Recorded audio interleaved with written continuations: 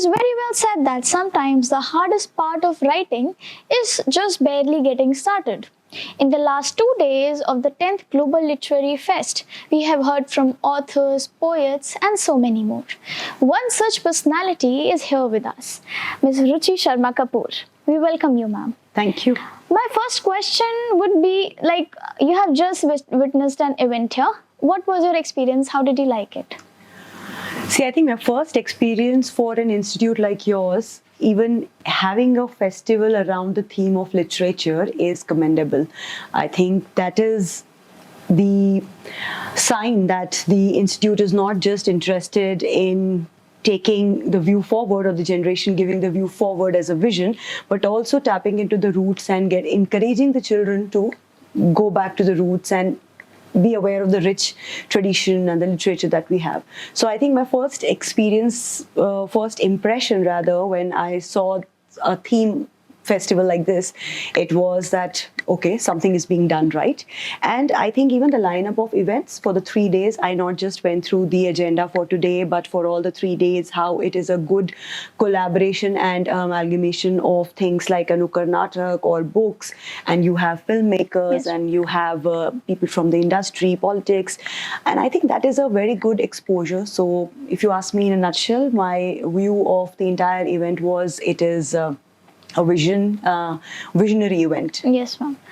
Thank you. And this is a very keen question of every writer, I guess, that whenever we write, there comes a point of writer's blockage. Where you just don't know what to write, or you're just so much suffocated from writing. So how have you come up with that? What are your things? What are your escapes from that? What would you suggest the viewers? So my recent book, In Search, Becoming Who You Are, it is a work of last 4 to 5 years.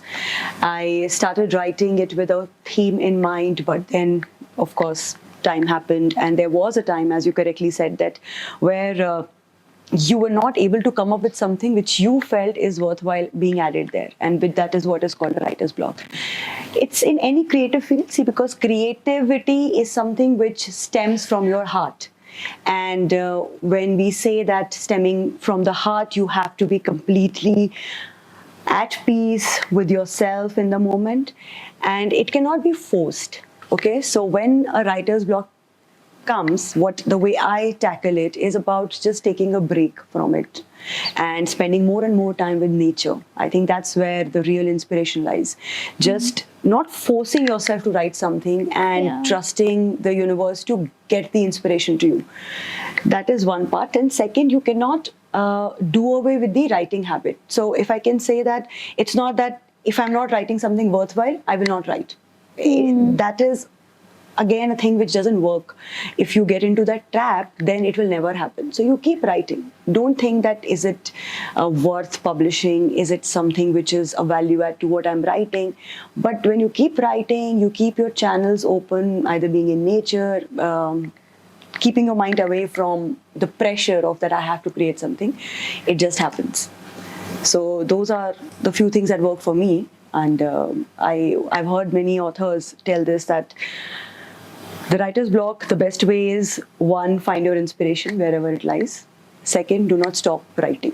Don't just stop writing saying, I will write when the motivation comes in. Rather, you should keep on writing, and then you will just arrive there. Coming back to your book, I have just heard about it, In Search, and when I read about it, there was this very interesting thing that I read, that you wrote about vulnerability and courage together. If we look into it, they are both contrasting things, yet they come together. So what do you have to say about your book and this point? They are not opposites, contrasting, if I can put it this way. They are just two sides of the same coin. And the book exactly, and thanks for bringing that question up, because often vulnerability is considered to be as a weakness. It is said that if you are letting your guards down, if you are letting your emotions in, you are being vulnerable, you are probably not showing your strongest. Just repeat this line. So yeah, it is often said that when you are showing your emotions or you're being vulnerable, you are not being your strongest self. However, unless you do that, the real strength doesn't ever come to you. Only by clogging our emotions, only by hiding our vulnerability, the only thing that we do is add more burden to ourselves, wherein we live a life with so much of pressure and so much pent up emotions within. And therefore, I say they are not the opposites. One leads to the other. Only, and therefore, we say that you can only heal when you feel it.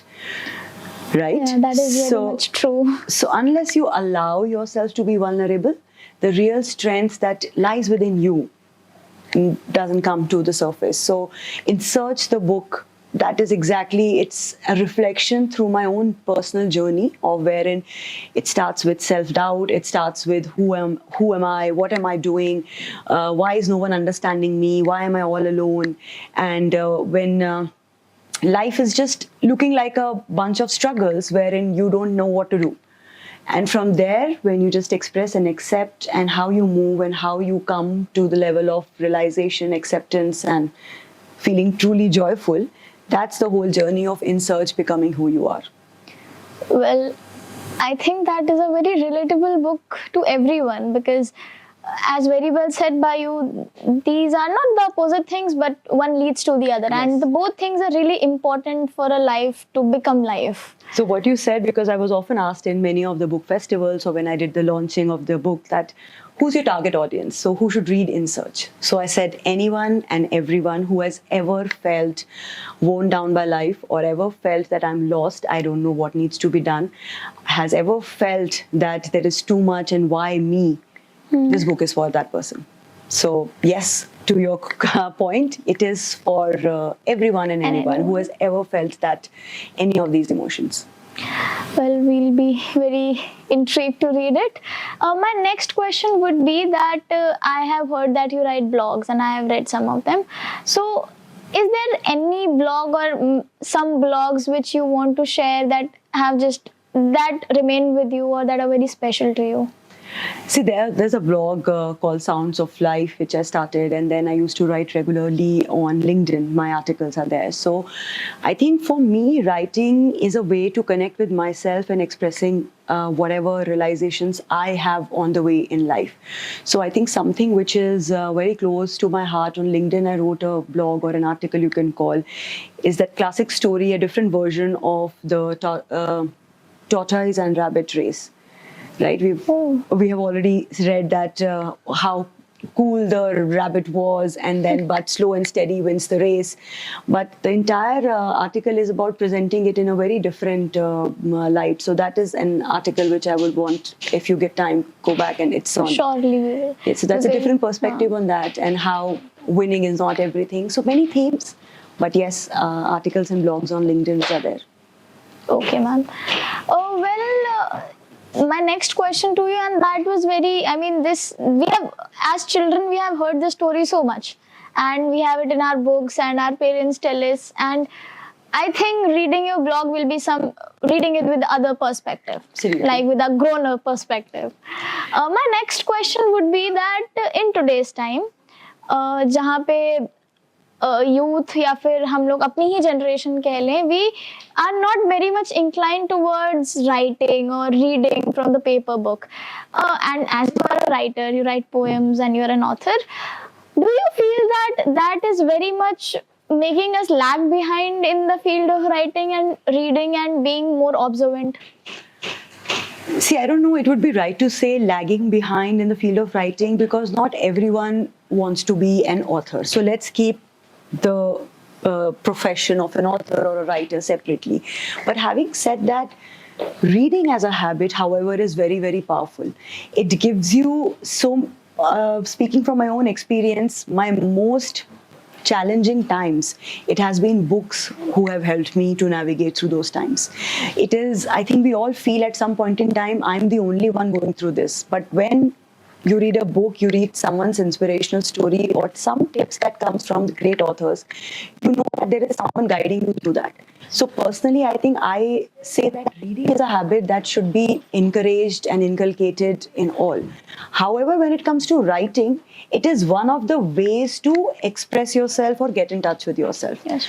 So that is a second part of it. There are many other ways. You can speak to a friend, you can meditate, you can think about it, you can just introspect. But I think reading is very important because we get so tied up and bound by our own way of thinking, our own perspective, that we don't realize that we are becoming very closed mindset.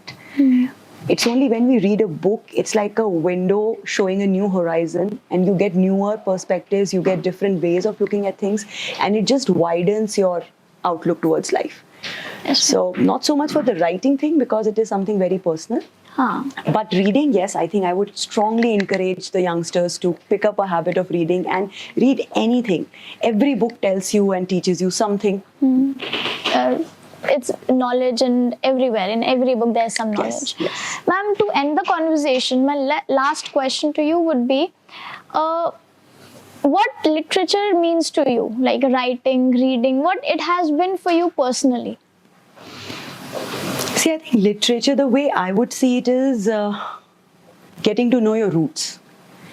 Because literature is a very vast and a very rich theme. I cannot say if in the traditional sense what I'm doing in literature when you say. Because some might think that going and reading the Vedas and the Upanishads is literature. Someone seeing the ancient writers' work is literature. But literature is a very wide and a vast term. It is all of it and much more. So for me personally, as a simple, if I can put it, literature is about getting in touch with your roots. So reading is one of the mechanisms. It also means observing culture, talking to different people, absorbing their culture, their beliefs, their stories. That is where, for me, I think literature would be. Literature would be just finding yourself out. What are you? Getting in touch with your roots. It was very nice talking to you, ma'am, because getting to know literature from someone that experience, it means a lot. Thank you so much.